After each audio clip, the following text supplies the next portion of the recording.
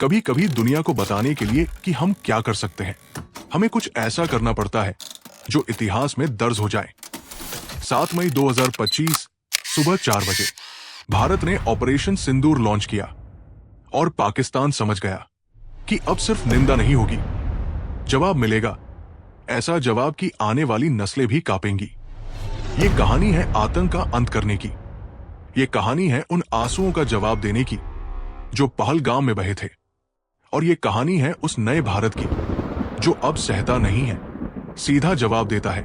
नमस्कार दोस्तों, 2 हफ्ते पहले कश्मीर के पहलगाम में एक अमानवीय हमला हुआ था। आतंकियों ने हिंदुओं को उनकी पहचान के आधार पर चुना और मार दिया। महिलाओं को विधवा बना दिया गया और उन महिलाओं से कहा गया, अब जाकर मोदी को बता देना हम तेरे पति को मार चुके हैं। यहीं से जन्म हुआ ऑपरेशन सिंदूर का। क्यों नाम रखा गया सिंदूर? क्योंकि सिंदूर सिर्फ रंग नहीं है, वो एक नारी के सुहाग का प्रतीक है। आतंकियों ने सिंदूर छीना और भारत ने तय कर लिया अब जवाब देना है।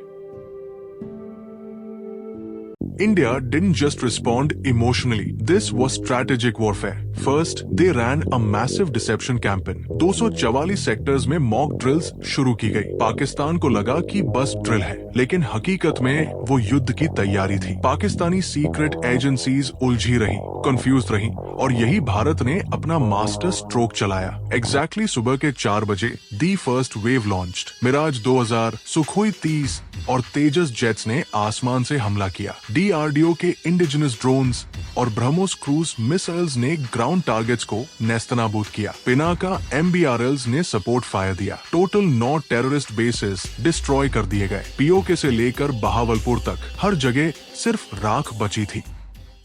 चलो अब समझते हैं कि टारगेट्स क्या थे। रावलपिंडी, जहां लेट का सबसे बड़ा ट्रेनिंग बेस था, यहां से ही पहलगाम हमले की साजिश हुई थी। बहावलपुर जायश का गढ़, यहीं से पार्लियामेंट और पुलवामा जैसे हमलों की प्लानिंग हुई थी। मीरपुर इन्फिल्ट्रेशन का centre, Karachi outskirts cyber warfare और ड्रोन यूनिट्स का hub, Khyber Pakhtunkhwa border launch pads for infiltration, 20 आतंकवादी वही ढेर। बलूचिस्तान आर्म्स स्मगलिंग डिपो, जहां से 10 टन RDX सप्लाई होता था। India chose every target with satellite and human confirmation. कोई कोलैटरल डैमेज नहीं, कोई सिविलियन टारगेट नहीं, सिर्फ आतंक और उसका सिस्टम। पाकिस्तान अब कह रहा है कि भारत ने नागरिकों को मारा, लेकिन दुनिया जानती है ये वही पाकिस्तान है जिसने ओसामा को पनाह दी थी। हाफिज सईद, मसूद अजहर और काउंटलेस आतंकियों का शेल्टर वही बना हुआ है। इंडिया ने साफ कहा, every target had confirmed terror activity. कोई सिविलियन एरिया नहीं छुआ गया। US, फ्रांस, इजराइल सबने इंडिया के सेल्फ डिफेंस राइट को सपोर्ट किया। पाकिस्तान आइसोलेट हो चुका है। ऑपरेशन सिंदूर सिर्फ बमबारी नहीं थी, it was psychological warfare. Bharat ने साफ कर दिया, हमारे साथ खिलवाड़ किया तो बदला मिलेगा। ऐसा कि पूरी नस्ल कांपेगी। ये उन महिलाओं की श्रद्धांजलि थी जिनके माथे से सिंदूर छीन लिया गया। ये आतंक के खिलाफ कल्चरल असर्शन था, एक तरह का सिंबॉलिक जस्टिस। और इसी में है भारत की ताकत। Technology plus emotion plus strategy, total domination.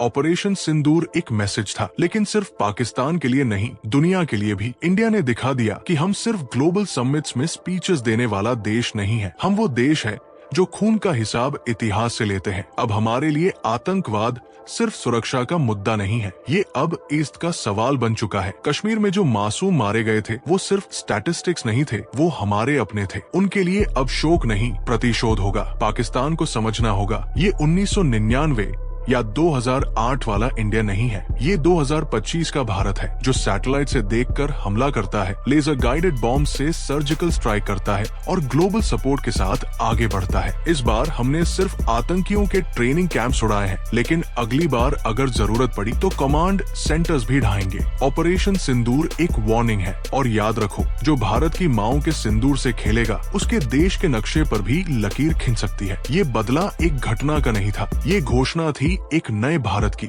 और ये शुरुआत है उस समय की जब भारत चुप नहीं बैठेगा, भारत जवाब देगा। ऐसा जवाब जो इतिहास की किताबों में दर्ज होगा और आने वाली पीढ़ियां पढ़ेंगी कि जब भारत उठा था तो तूफान आया था। जय हिंद, जय भारत। और आतंक के हर समर्थक को अब भी वक्त है, सुधर जाओ, क्योंकि अगली बार शायद मौका भी न मिले।